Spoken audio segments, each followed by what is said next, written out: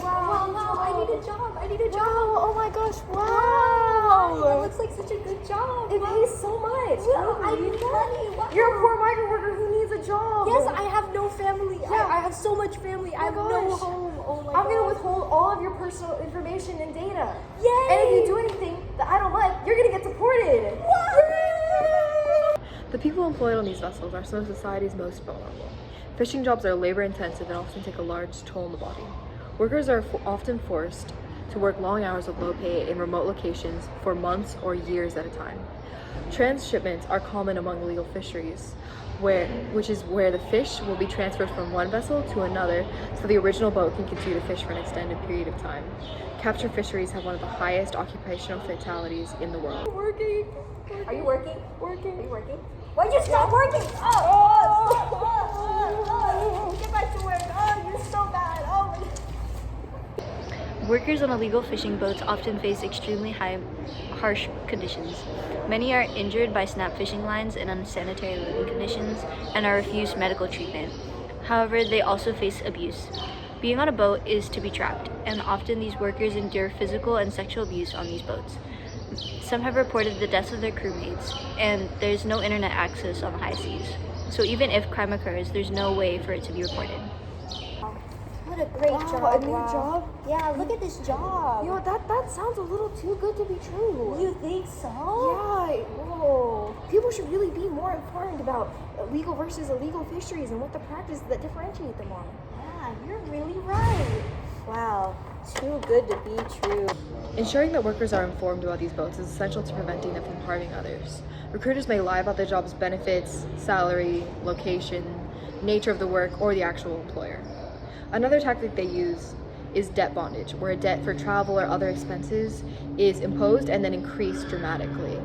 Also, wage withholding, where the worker becomes reliant on the employer for housing and food. The abuses of these illegal or semi-legal agencies are often not investigated, and the criminal enterprises they support generate large profits.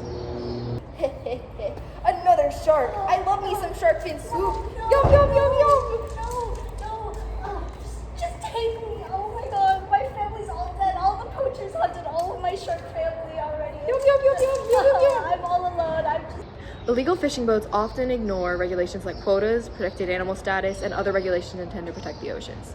These IUU fisheries will often target endangered species because the rarity makes them heavily desired and more expensive. In addition, by exceeding quotas and underreporting catches, illegal fisheries may eventually fish certain species into endangered species status.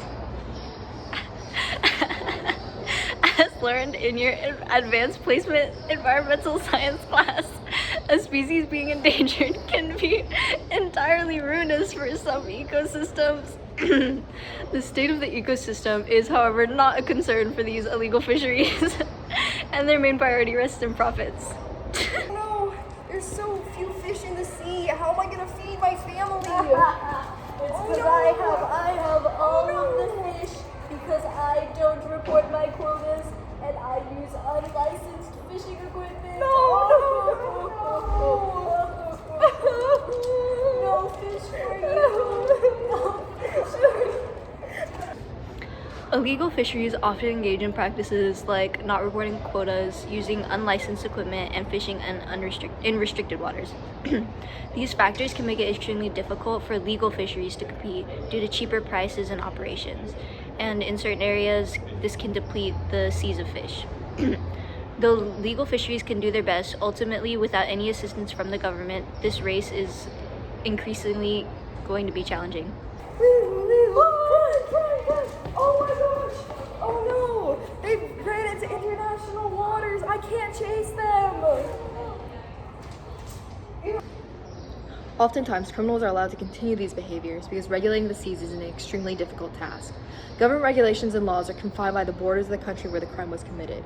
Criminals know this and escape into international waters to avoid prosecution.